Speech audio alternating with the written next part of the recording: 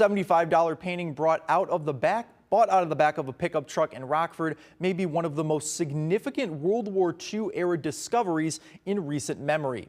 Two Rockford residents, Tim Prince and Sarah Thistle, believe the painting could be among the first known physical evidence of a workshop where Jewish people were forced by a Nazi officer to create copies of European masterworks.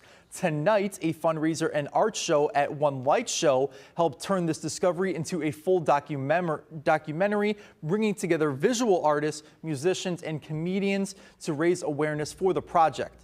The event's organizer, Victor Rivera, says the story is unlike anything he has encountered.